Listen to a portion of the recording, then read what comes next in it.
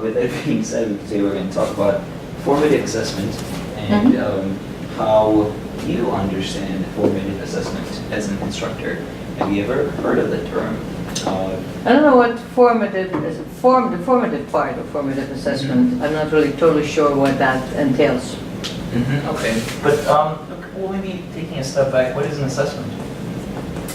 An assessment would be a snapshot of where students are in on the curriculum and their understanding of the material.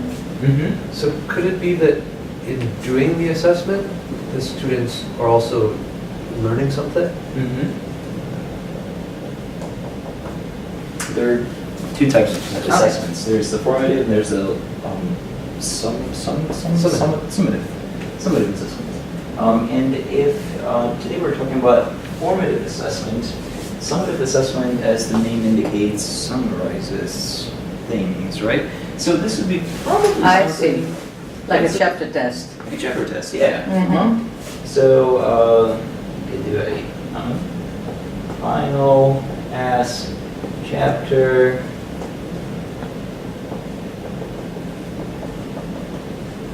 chapter test, and so on and so forth. You get the idea. Okay.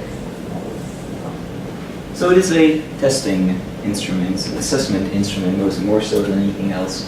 And if we're talking about final assessments, chapter tests, what are these things aimed at?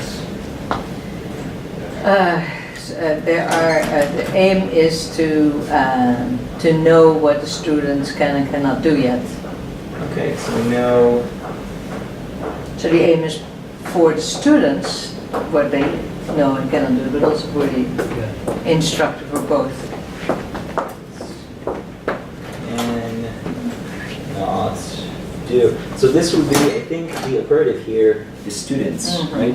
So summative assessments would be meant for students, correct? Okay, and then by opposition, formative assessments would also offer a snapshot in time of what students know, what they don't know, but rather than providing that snapshot for the students themselves, this would be for us, for the teachers.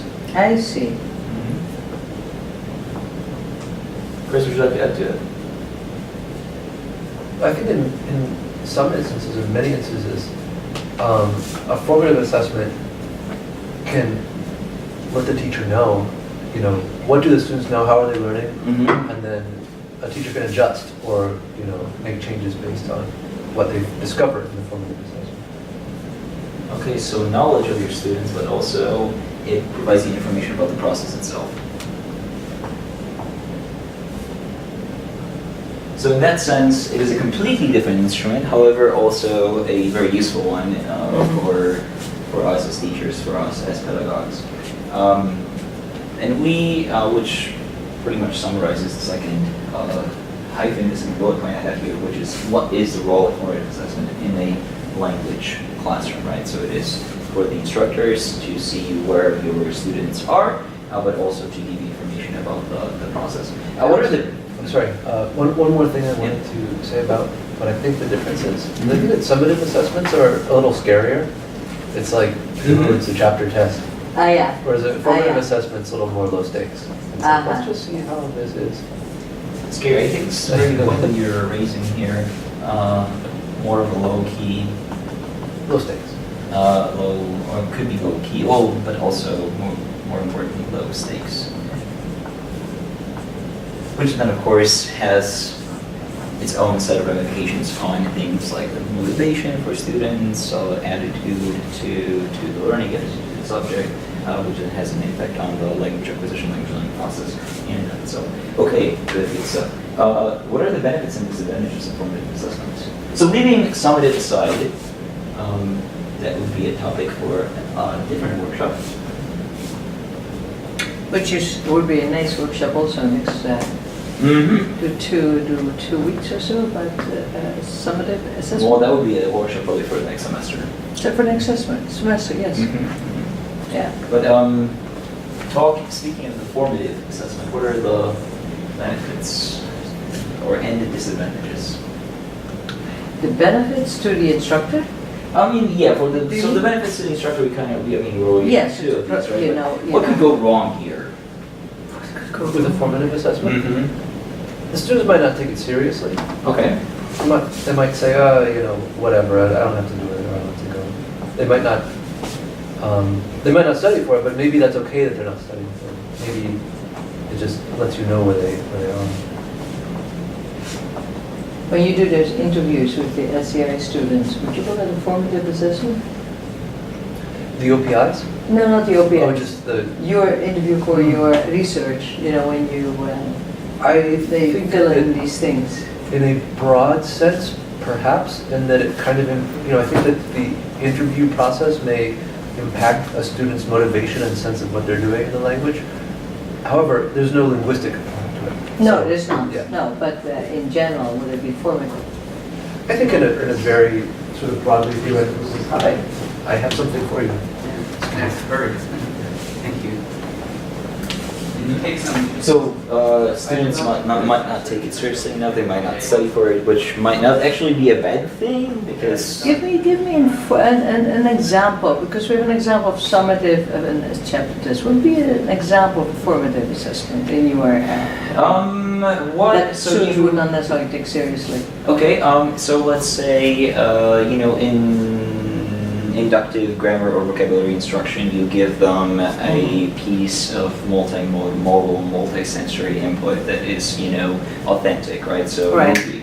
And Right, that movie right. happens to be a comedy, let's say, but that comedy emphasizes or highlights a vocabulary item or a grammatical form or an idiomatic expression that you want them to zero in on, but because it's just like so outrageous that they're like, okay, like what is this? Is this a comedic break or is this part of us learning? Right.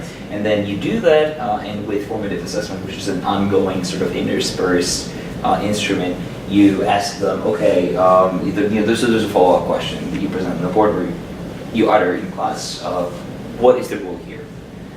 What is the idiom? And they might not, because of the context, they might not take it. Right, take it okay. seriously. You know, because it's kind of out of the left field, it's unexpected, it's not. Anything else?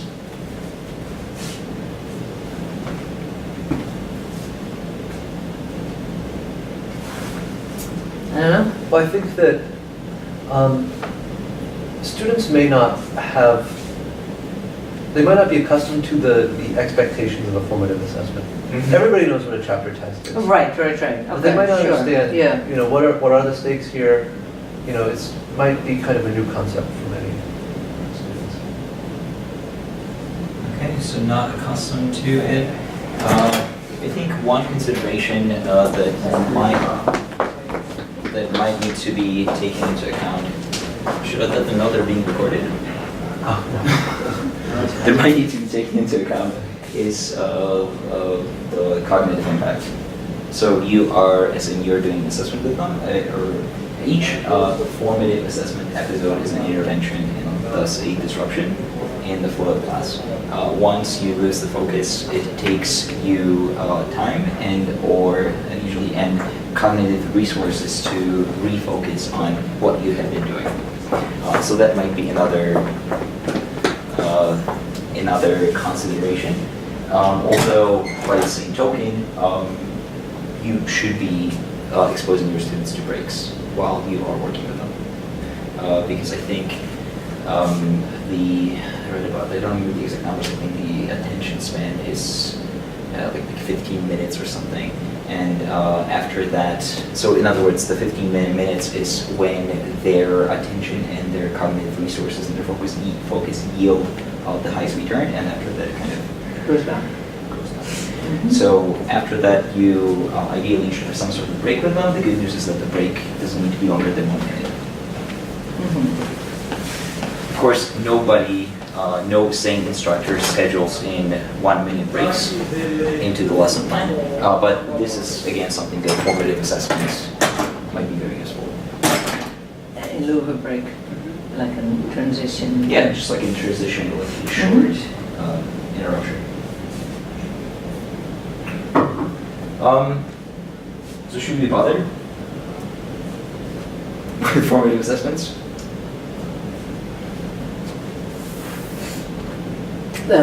You want to answer? Yeah. Um,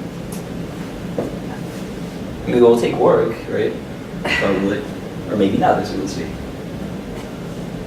I guess so, but I know not enough about it to venture an opinion. But since you presented like this, I would say yes. And I think that this is something totally worth looking into implementing in terms of the theory behind it. Again, this would be, this essentially, honestly, would be a topic for a reading group rather than for this workshop. But what this workshop is about is tools and platforms that would allow you to really quickly and seamlessly incorporate these little digital assessments into your instruction in form of questions, either open-ended or closed-ended, and then as we later see, those could be then developed into games that might then be also competitive. So, next question is, what are some of the ways to employ formative assessment in a language class? And that if you are on menti.com and if you typed in the code, this is the question that you should see right in front of you. And so you can provide a response to it. So to give an example, one way to do it would be to hand out pieces of paper with a question. Another way would be to ask. And this question, just so that I understand it correctly, could be completely not having anything to do with the topic at hand, or should we have something to do with It should be. Well, it's you not are like assessing the process. Yes, but it's not assessing something that is more general. It should be incorporated in, ideally, in the lesson as a quick a quick look-see of what the issues are. Like they could they could send a question. If they send a question or pose a question, how is it different than saying, can you explain again point A, B, or C? Because I don't get it. And that's the interruption, and then it's formative because now I understand that they didn't really get that. Well, that Or would be, not. No, that would be an example of formative assessment. However, posing that question, you do it usually to just one student. You usually just do one student, which is If you're asking, right? right. Can you elaborate on this? Can you repeat what I just said? Those are standard techniques that you can only ask one student at a time. Right. And the rest of them in the meantime are. Yes. Comatose. So. This engages all of them. Right. Exactly. Got it. Got it. Okay. This is you, Chris. Okay. Multi-platforms, form, computers, papers. Oh, that's what you mean, the ways to employ. I thought So you you meant could how type- to incorporate it. Yeah, so, incorporate it, employ, use, questions, games, quizzes, use usermenti.com. Okay, that would be, right, that would be another platform. Use, you can keep typing. The way I said it is that it accepts multiple responses per user. But this is really cool. You can already see that there's a question right there, right? That you can post to students and do a formative assessment. It does not have to be, a free response. I mean, in my case, it's a kind of free, open-ended, very free response question. But you can scaffold it. You can really use this to ask for a specific form, specific vocabulary, what it is that they understood from like a video, or from homework that they did their work on. And it would be anonymous because I don't know that this is Chris who answered it. Could be anybody, so that makes it low threshold. Right. Or not. Well, I mean, You're other allowed than there. like unless you look at their No, internet-enabled devices. Yes. But no, the names are not here. Kitty Yes, Cat so Writing that's Business good, I think. That's good. So the problem is that people could write anything. Yes, that's true, but then, Anything except for swear words. This thing has a swear words filter. So Oh, really? obscenities and profanities will Who be tried? filtered out. Okay, so this kind of gets us into the second question. How do you conduct formative assessment? And those two questions are very much related. Some would argue that they might be the same questions. But here I was hoping for a larger audience, and ideally somebody, or ideally people who have used these things in the past. There are a couple instructors who have worked with these in similar platforms. But if you could, type in any ideas that might be coming to you right now, and see how they're presented. And this could be, Mentimeter again, or it could be Quizizz, or it could be, I don't know, paper, or can pose a question. What else?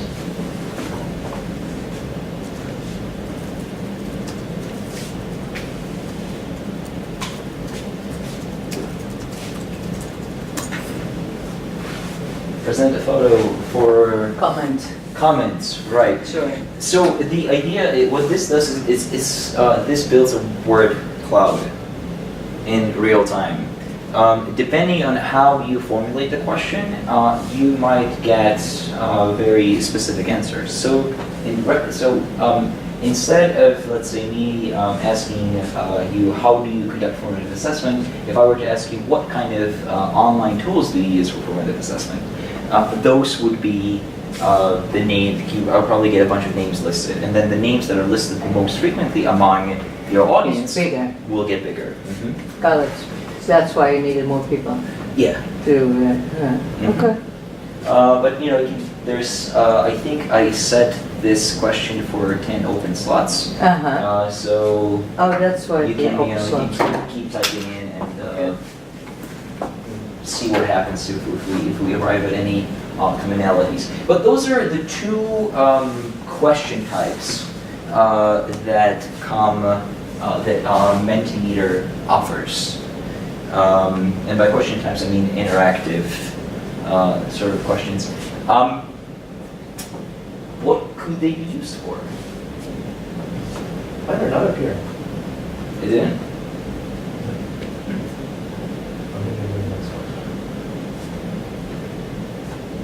I'll just. Okay. I'll have to look into that quick. But what can we use a word cloud for? Like that.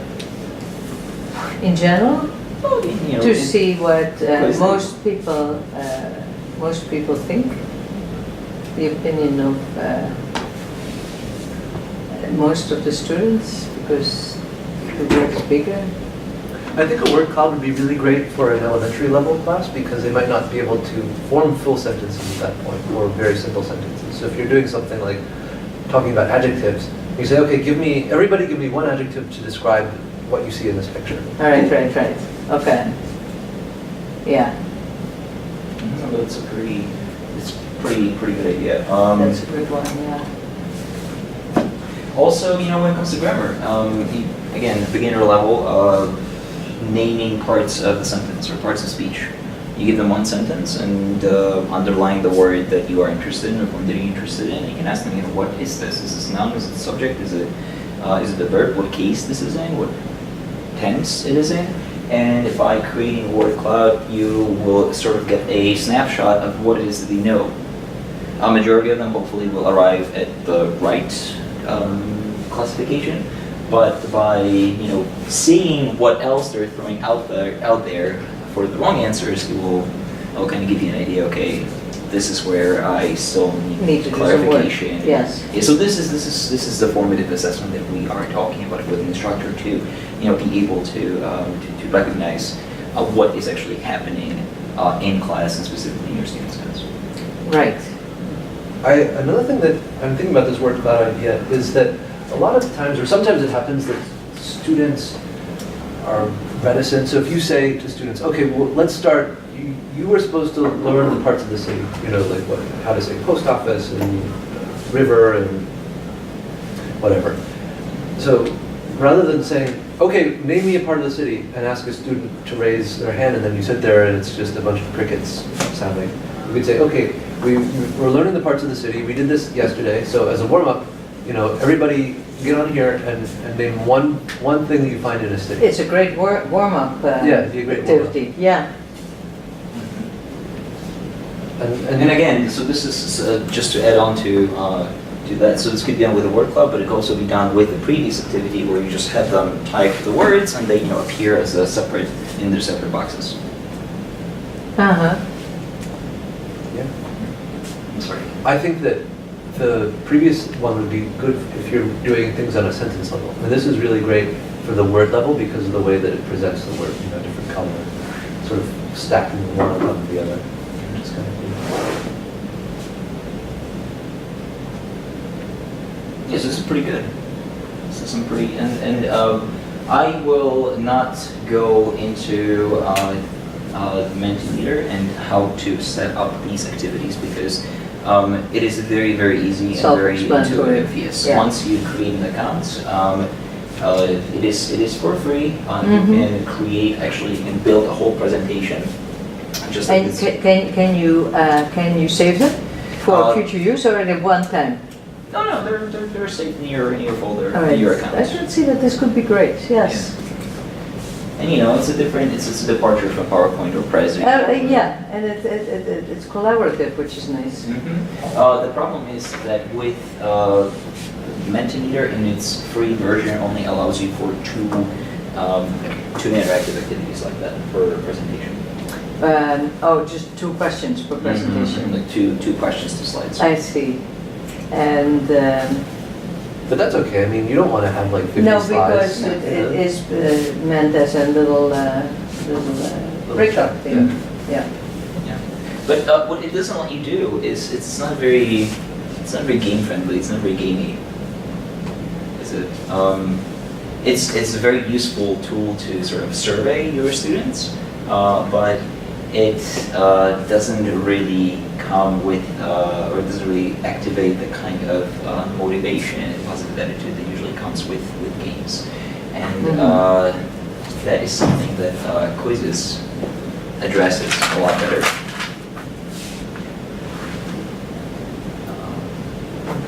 Quizizz. So you go to join.quizizz.com and you enter the code 387439. And we'll write the code here. 387439. Got it. And What is the and code? the code is right there.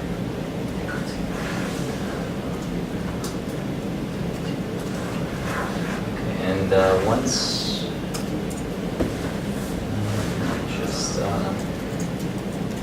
so as your students are joining, quote unquote, this activity, you need to log into your account, which has to be made beforehand, and it is also for free. And I've already obviously made a game here. But now, hold on a second. Here's the profile. Where are we? My quiz is here. Okay. Play live. Proceed. Okay, so no player student anything. Please ask your students to join. So, oh, I'm sorry. Okay, different code here. My bad. The code is 456643. So how do we go back? Just back button. I mean, okay. So I have to go back to join. Joinquizizz.com. Okay. Okay, so this is good for me to know because apparently it generates a different game code every time. Okay. God Emperor. God Emperor Kaiser. Okay, that's Chris. And then let's wait for Rennie. Are you in? I want to change my name. Did you? I'm not seeing you there. 456643. Yeah, really. Okay, let me refresh it then. I'll refresh it too. Yeah, and we will look There you into go. nuts and bolts of this one after we're done playing. Winning personality. Okay, so join game. Are we both here? Yes. All right, ready? Go.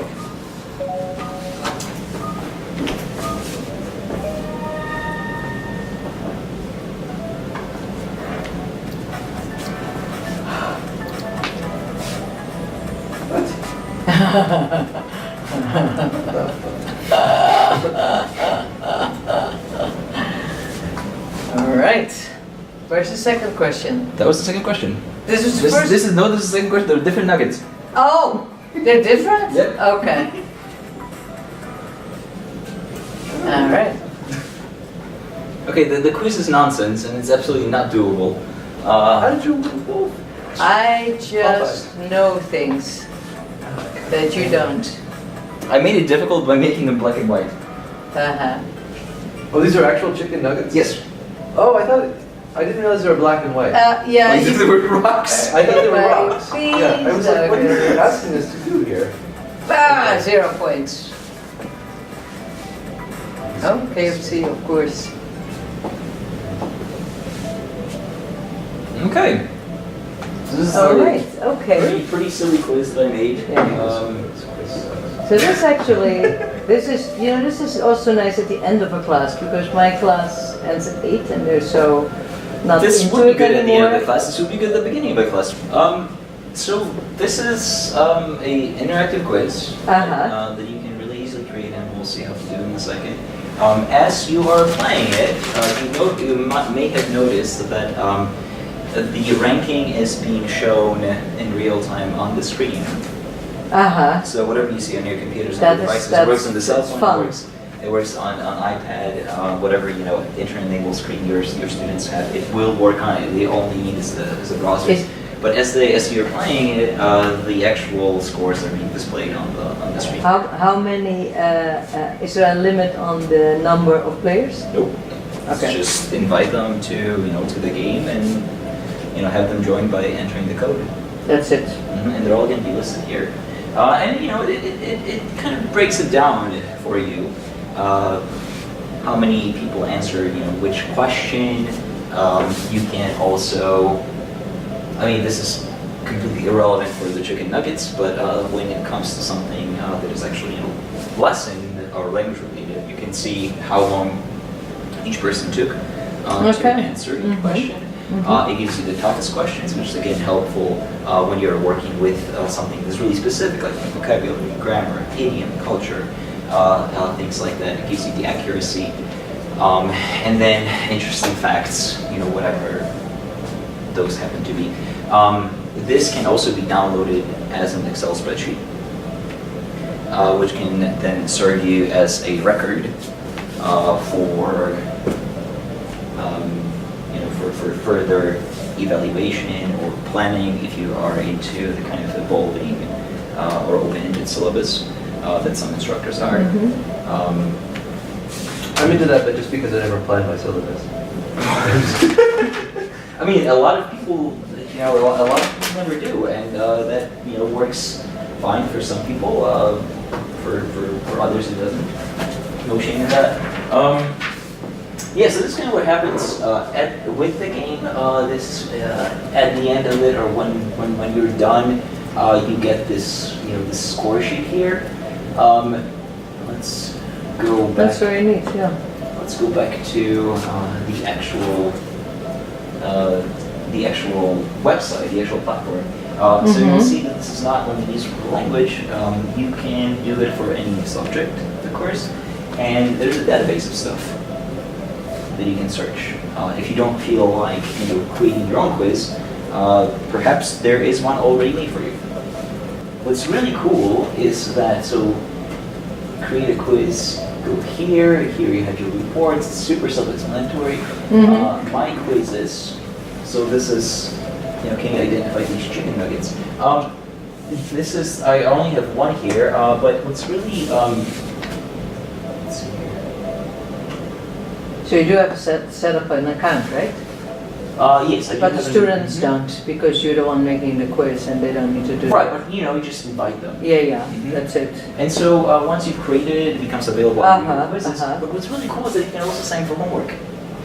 As I you can see. timestamp it to be available at a certain time I period. see, yeah. Oh, that is cool. And then they can, play against each other on their own devices outside of class, with you having the record of their interaction with the tool.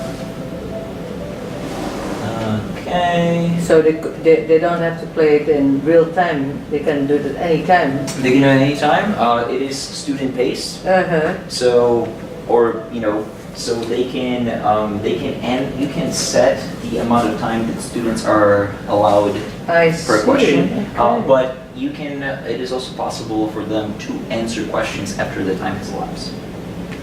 So this is, it's very, very customizable that way. You see that it is a multiple choice test or quiz with only one option or only one answer correct.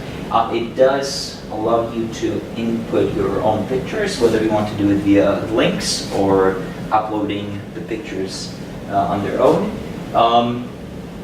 And really, that's kind of it.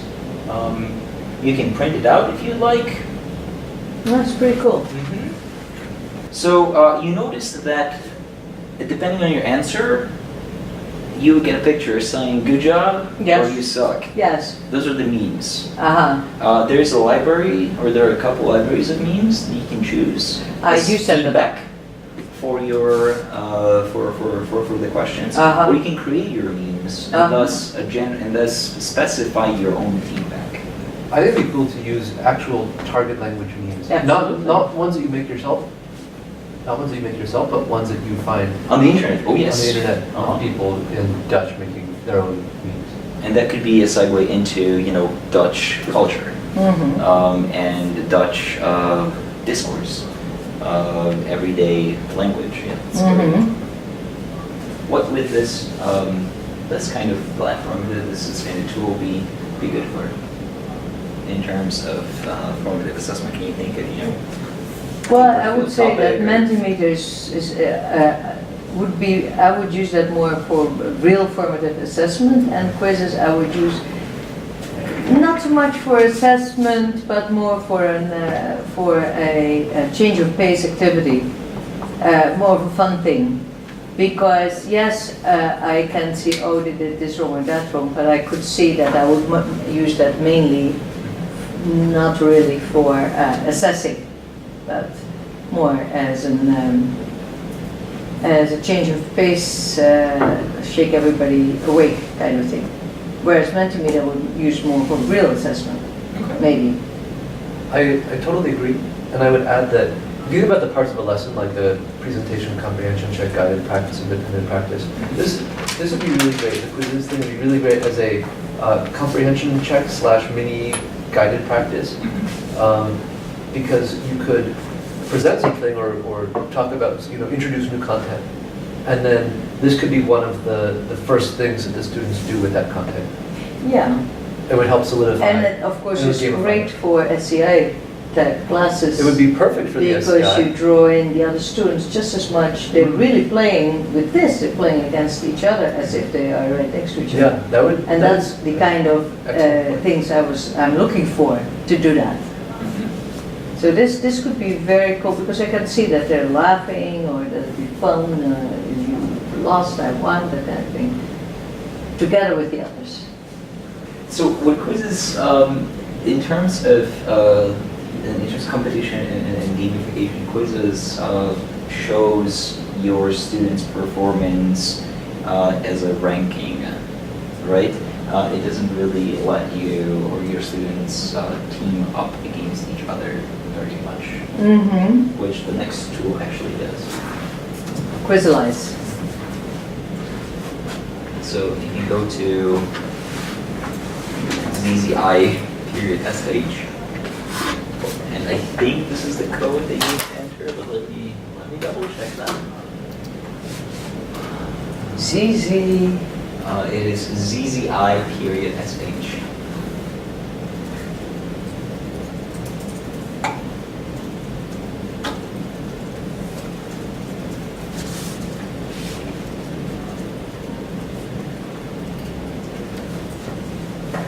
I have another absolutely ridiculous thing for you. Okay.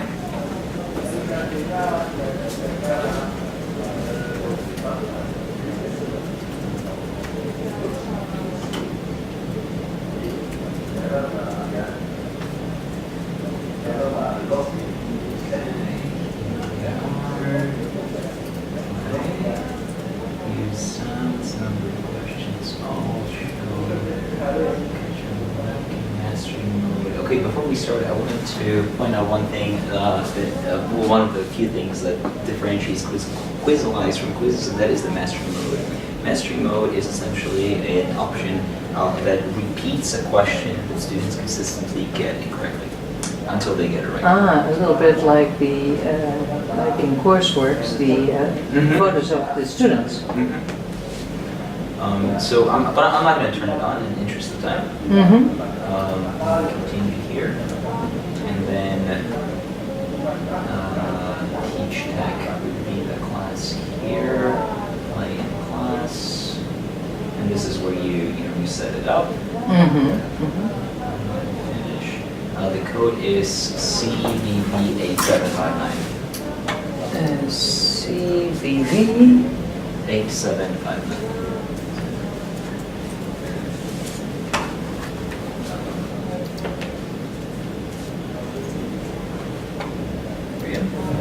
Okay. And 3, 2. Okay, and here we can play team versus team, or team versus computer, since, well, let's see how team versus team will work out with 2 players. Shall we start? Which CVV8. Alright. I've started. You started on fair advantage.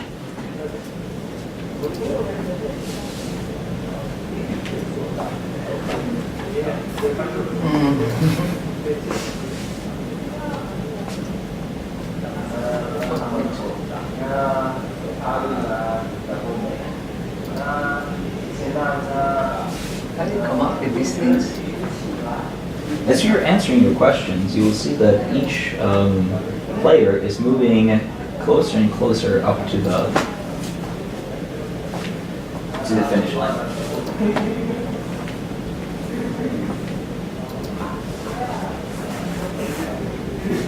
Oh, that would be this one.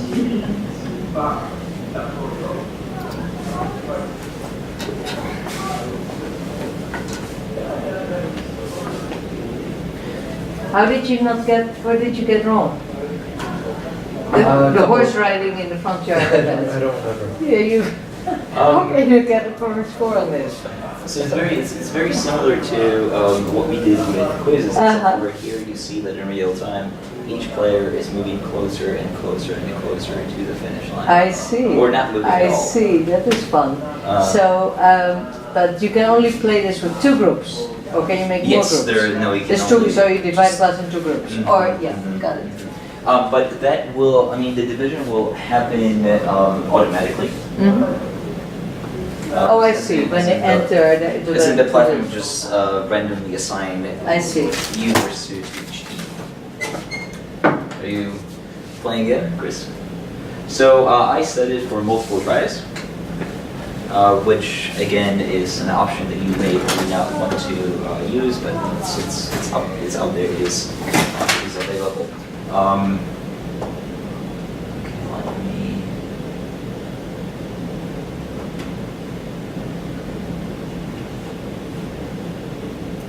Stop here. And then, okay. Bless you. So, after the game has been played, what Quizizz does is it analyzes the results. And this might not be very clear to students, but let's see what it does. Okay, so there you will see at the top of the screen there is a bar with a couple options. One is who needs help, and this essentially, well, this would be a lot more visible with more students, but based on how you're answering the questions, the system will classify you either as a strong player or an almost there player. So even when there's like 10 students in each group, it still tells you the individual results over Yes. the group results. It tells you individual results, yeah. The playing against each other, that's just This is another fun. layer. Yeah, of making it more Exactly. competitive and fun. Well, because this is, after all, this is about assessment. Yes. So it's strong, almost there, and then weak, or needs help. He's serious. Needs serious. And then you can click on individual students to get the breakdown of their performance. Vine, you were pretty good with this one. Going back to Chris. Well, let's see what he did. So Chris is almost there. On the second try. Last try. So it shows you, so those are the correct answer, and those are and it shows you exactly what it is that you might want to practice more. And those are the results that are available to the instructor. So But not to the students. not to the students. Right. I mean, students know which ones they. Of course, did not. but they cannot see the analysis. But this is very good because that way, given having this having a breakdown like this, you can switch to what they need help with, and it will show you exactly the kind of questions that There your again. students have missed. Uh-huh. Which again points out to you as an instructor, okay, this is the stuff that they're still struggling with, this might be something that I might need to focus on next time more. It shows you the most difficult questions, easiest questions, and so on and so forth. You can also Uh-huh. export your That's results nice, as yeah. a spreadsheet and sort it out by attempts, and strongest, weakest alphabetically. However you want. And then this also has a grade book included in the platform. So if you are, and this is I suppose an attempt to kind of trap you in the system and to have you keep returning to it. But if you keep building quizzes or activities with Quizizz, where are we? Here we go. Nope. This is my quizzes. Quizzes results. Obviously, this is great. So as you're building these activities, they will be available as the grades will be available and the grade book here. Okay, what time is it? 5 minutes left. Okay, let's go back here. So this would be Quizizz. Some of the other tools to look into. One of them is Kahoot, which a number of instructors use. I know Adiba uses Kahoot in her class. Pascal is familiar with it too. It's a very similar concept where you create these quiz activities and have students remotely interact with them. It doesn't offer you the kind of assessment/diagnostic breakdown as Quizizz or Quizizz, but it's still definitely worth looking into. And then we have the things, essentially the platforms that we've discussed in the previous workshops that allow you to insert quiz questions into various videos that you're working with to make them more interactive. And that's another way to approach this issue of formative assessment. So those are all covered in previous workshops. I might talk about them again at some point, maybe next semester or in 2 semesters. But right now, I'm just going to skip them because we're almost at the end of time here. Yeah. So this is the last workshop this semester. There's another workshop tomorrow, but it's going to be the same thing. Thank you for attending. Thank you for doing this. Yeah, it was just fun. I am